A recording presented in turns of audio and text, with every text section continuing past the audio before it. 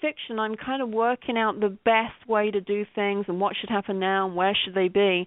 Whereas poetry, at least in early drafts, it's almost like stuff that has to be said, and in the first draft I just kind of say it real, and then maybe I might move it around a bit in subsequent drafts, but it tends to be much more autobiographical. Not all of it, but most of it. It's like writing lyrics for a song, basically.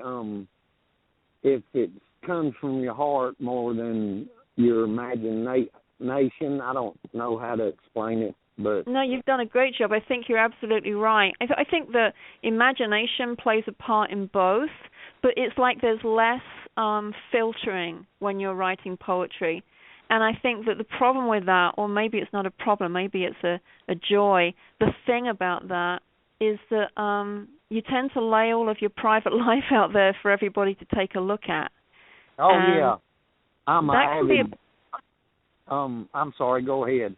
I'm just going to say that I don't really mind about my private life being out there on the page or wherever, but I have to be a little bit careful about the other people that turn up in my poems. Oh, yeah. It has a ripple effect. It's not just you. It's like dropping a rock in a pond.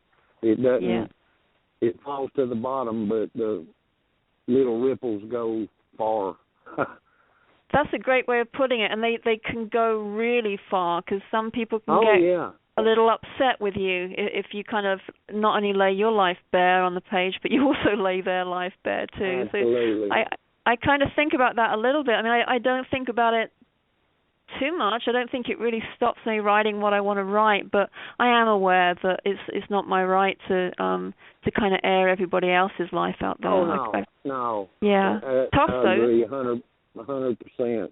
I'm an avid fan of poet Leonard Cohen, a Canadian singer, songwriter, poet, and his books, his poetry, I have to read each poem 2 or 3 times to even get a grasp on where his head is at the moment.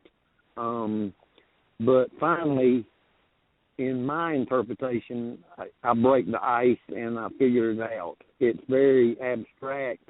Some of it's very personal, but I just love his style. And it's kind of weird, but it's not your typical poetry. Well, you know, Brent, I think that Leonard Cohen and Bob Dylan are kind of unique in some ways in that not only are they brilliant singers, but they're also brilliant poets.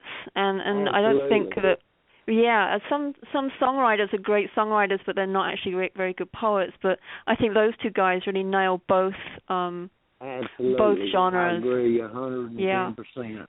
Yeah. But anyway, it's been a pleasure. I've got to run, but thank you so much, and it's a pleasure talking to you. Thank you. I love your accent, by the way. Oh, no, Brent, I love yours. You're the one with the accent. Well, do you want some grits and ham? Well, y'all have a beautiful day.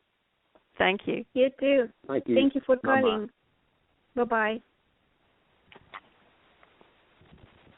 I think that Brent brings up a really good question. Often my students that I'm working a lot with 19 and 20-year-olds, they don't really understand the difference between lyrics and poetry, and there is a difference. So a straightforward song is going to rely really heavily on the music to make it wonderful, whereas the poem on the page just has the page, and there's nothing else to support it. So much as I love lyrics, I think it takes a real wordsmith like Cohen or Bob Dylan to really make a song worthy of being called a poem as well. Oh, yeah, I completely agree, and I like the very, very important point. I haven't thought about it because I wrote a song, I write poems sometimes, and usually the poems, the songs, they come from your heart. Like you said, when you write fiction, you have to find a way to see what is next. You have to use imagination. It's not like coming from the heart. When it's coming from the heart, it's kind of easier to lay the words on the paper and just make it look like very beautiful and everything because it's coming from the heart. And I think also that the poem is a much smaller container. I mean, unless you're writing really huge epic poetry, most poems are contained on one page. So, whereas with a novel, you're trying to continue a thread or a theme or a story over maybe 300 pages, and that's got to take some planning. At that point, the heart has to quieten down and let the head jump in. That's not to say that I don't believe that there's head in poetry. I think there is, but I think it's just a different proportion, perhaps. I think there's more head in fiction and more heart in poetry. But I have many friends who would laugh at me with that one and say that I was wrong. But hey, but they're not on the radio right now, right?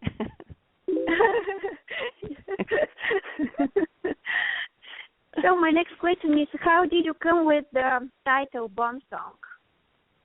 Well, I'll let you into a secret on that one. It wasn't the original title. The original title was actually the title of the final poem in the collection, which is a sonnet, and the title of it was is quite long. It was Love, Love, All the Wretched Cant of It, which is actually a quotation from Germaine Greer from her work The Female Eunuch. And I used her quotation as a title. And whilst I love that, and it remains as the title for the closing poem, there is so much red tape involved in using somebody else's quotation as a title. You have to get permissions and everything else. So when the editor at Briery Creek called me and said that I had won this Liam Rector Prize, she said that, but we do have a problem in that we don't really think we can go with your title because of all the red tape and permissions that we would have to secure. And Germaine Greer is actually Australian, so that would mean that there would be like a continental fight for permissions. She gave me 6 suggestions for an alternative title, and one of them is Bone Song, and that's the title of a sestina that hits halfway through the collection. And Bone Song, the sestina, is, I think it's what I call the hinge poem in this collection. It's a narrative poem in that it tells a story, and it talks about a stay in a rehab here in Lynchburg.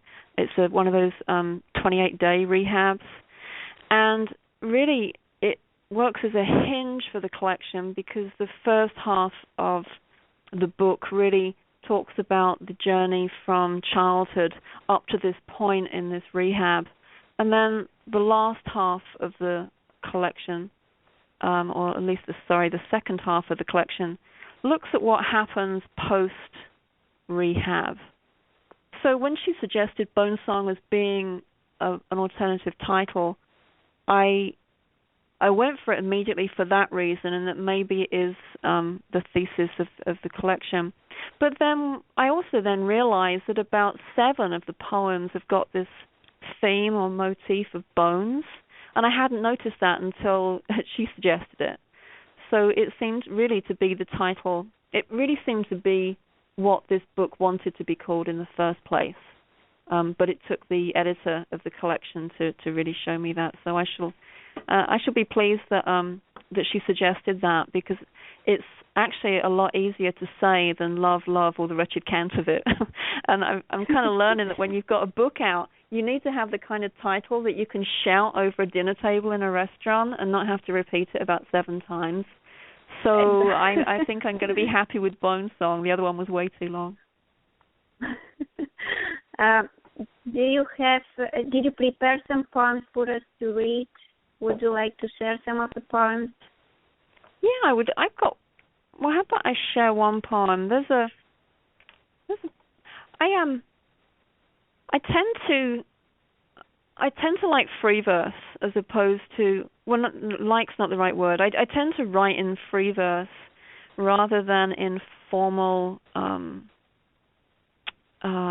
designs such as the sonnet or the sestina or the ghazal. However, I think that until you know all the rules of something, whether it's poetry or, I don't know, painting or even gardening, until you know all the rules, you shouldn't really break them. So my training is in formal poetry, and because of that, I see the beauty in some of these traditional forms. And one of the forms that I love is the ghazal. I pronounce it ghazal, and a lot of people pronounce it huzzle.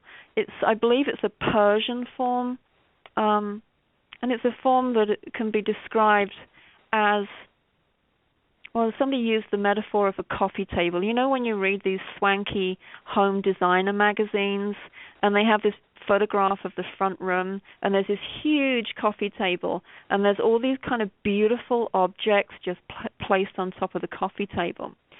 That was used for me as a metaphor for the ghazal, because the ghazal is a series, usually 12 stanzas, 12 two-line stanzas, and they're not connected in any way in terms of image. They're not all 12 stanzas on, a sunny day or something.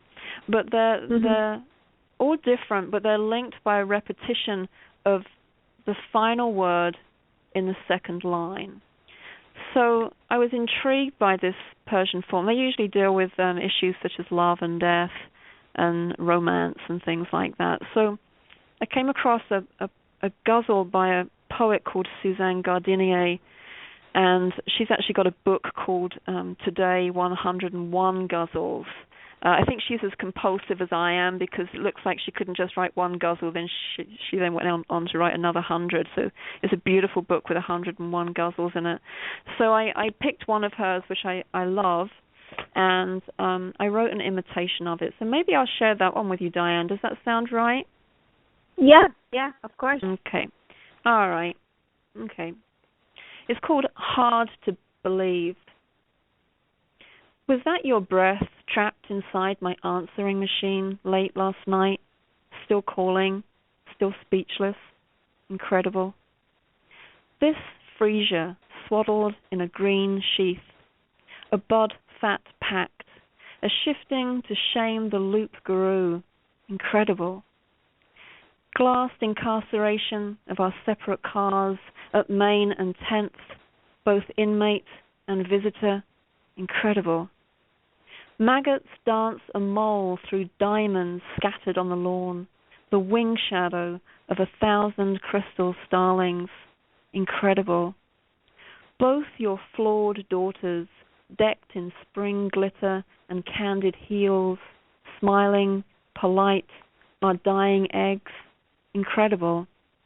Barbara T., Tom M., Benny B., Judith L., Big Jeff, Wayne C., Shane B., Vicky D., all dead, incredible.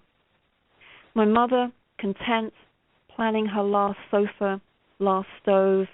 I, content, plan the excision of my womb, incredible.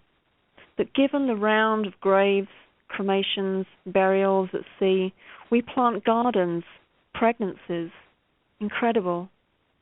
Beginner, begin with life. Don't forget your mother, your meds, bees. Be quiet under critique, incredible.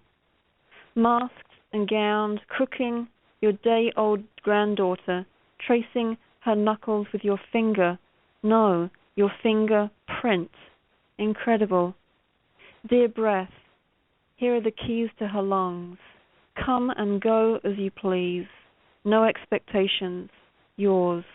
Incredible. So that was a ghazal to Suzanne Gardinier's ghazal called Impossible. So basically, it's a riff off of somebody else's work, and there's a huge tradition out there of poets taking poems that have been written by poets they admire and writing their own interpretations of it. And I remember talking to my students in my creative writing class about this a couple of weeks ago, and one of them came up to me after the class and she said, "But isn't that like stealing? Isn't that like plagiarism? The